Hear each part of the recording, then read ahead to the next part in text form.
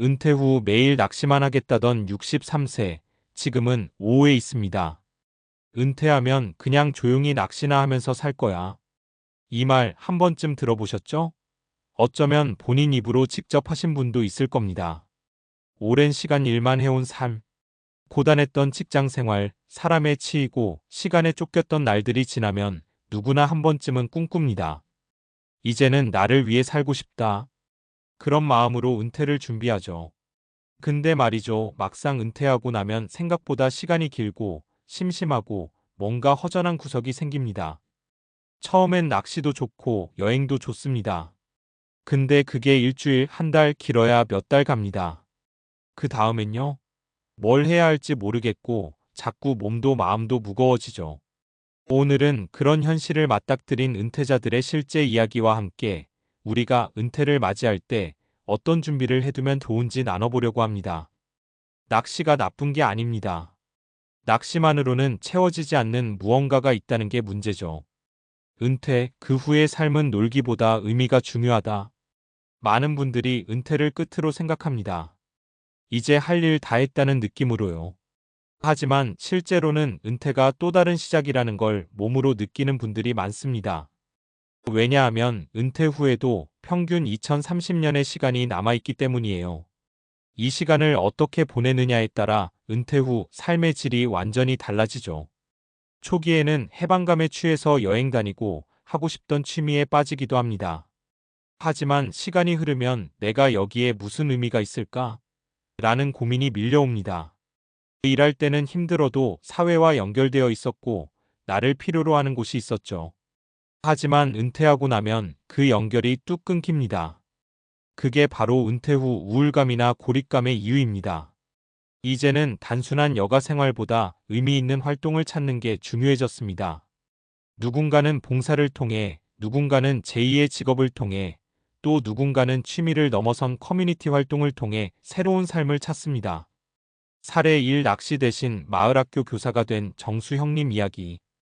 정수형님은 63세에 공무원 생활을 마치고 은퇴하셨습니다. 은퇴하면 낚시나 하면서 살겠다는 말씀을 수도 없이 하셨죠. 그래서 실제로 은퇴하자마자 낚시 장비부터 싹 사셨답니다.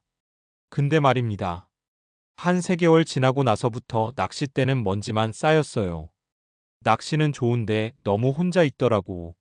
나도 사람 만나고 싶고 뭔가 보람 있는 일을 하고 싶었어.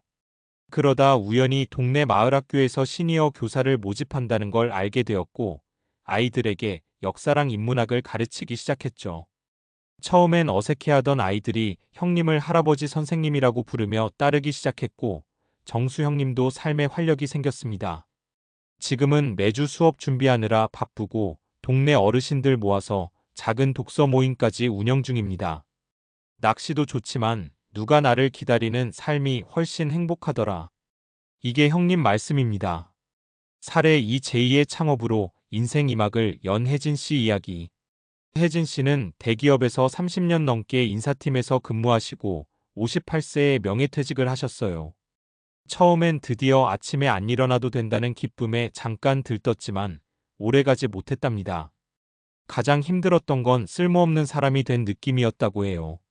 그러다 주변에서 커리어 상담 같은 거 해보면 어떠냐는 권유를 듣고 자격증도 따고 본격적으로 시니어 커리어 컨설팅 사업을 시작했습니다.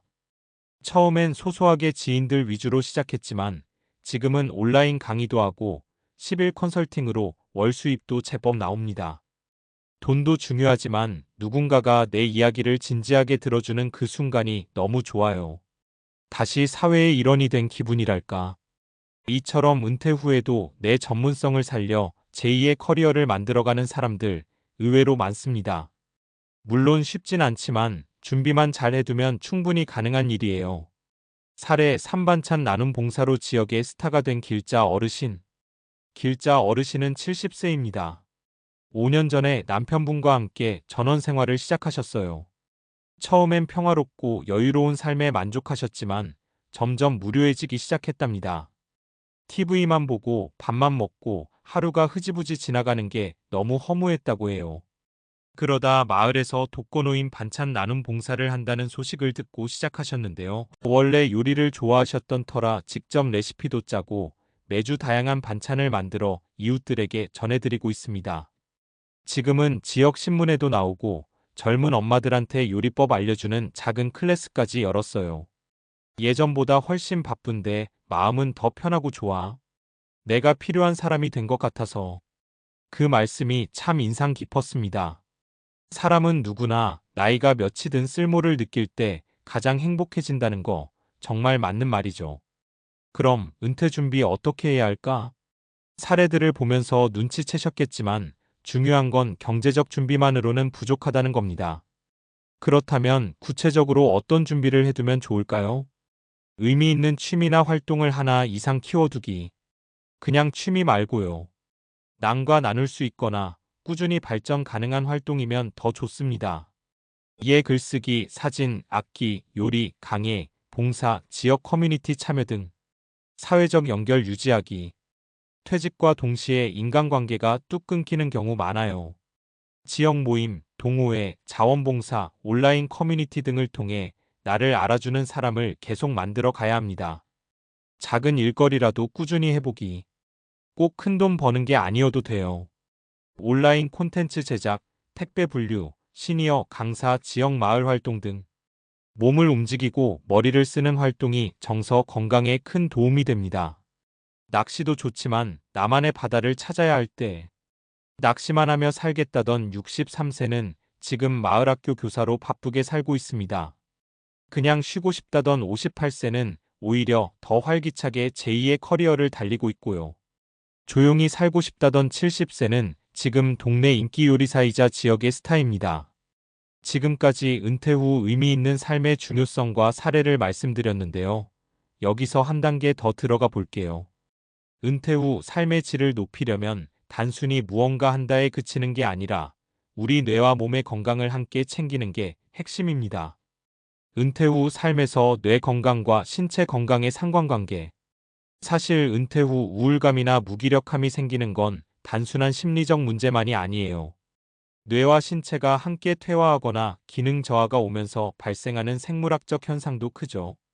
과학 연구에 따르면 인간의 뇌는 계속 자극을 받아야 신경세포 간 연결신경과 소성이 유지되고 새로운 신경세포 생성신경 발생이 촉진됩니다.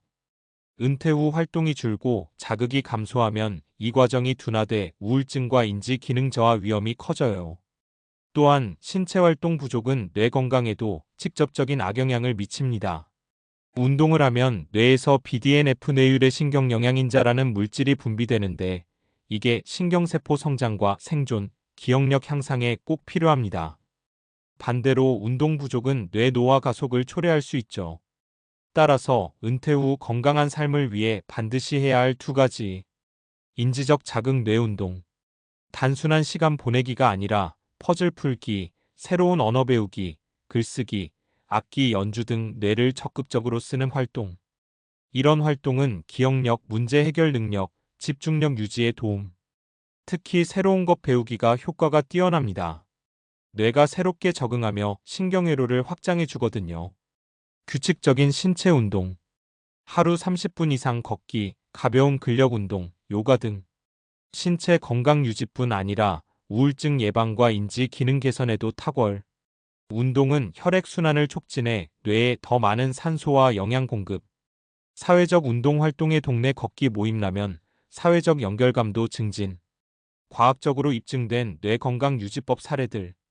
하버드 의대 연구에 따르면 규칙적인 유산소 운동을 하는 60대 이상은 인지 기능 저하 위험이 30% 이상 줄어든다고 해요. 스탠퍼드 대학 연구팀은 새로운 기술 배우기가 뇌의 전두엽 활성화를 증가시켜 노년기의 사고력을 유지하는 데 도움된다고 보고했습니다. 국내 한 시니어 대상 연구에서는 사회적 활동과 인지 훈련을 병행한 그룹이 그렇지 않은 그룹에 비해 치매 발병률이 현저히 낮았습니다. 결국 은퇴 후 삶의 행복은 뇌와 몸을 함께 움직이는 삶에서 온다. 낚시나 여행, 단순 취미 생활도 물론 좋지만 거기에 뇌를 자극하는 새로운 도전과 몸을 움직이는 꾸준한 운동이 더해져야 진짜 건강하고 행복한 은퇴 생활이 된다는 거죠. 앞서 사례로 들었던 분들도 모두 자신을 필요로 하는 무언가를 하면서 자연스레 뇌와 몸을 쓰고 있었습니다. 마을학교 교사로서 아이들과 소통하며 뇌를 자극하고 봉사활동으로 몸을 움직이고 새로운 사업을 시작하며 신경을 쓰는 것들이 결국 뇌 건강과 신체 건강을 함께 챙기는 활동이 된 셈입니다.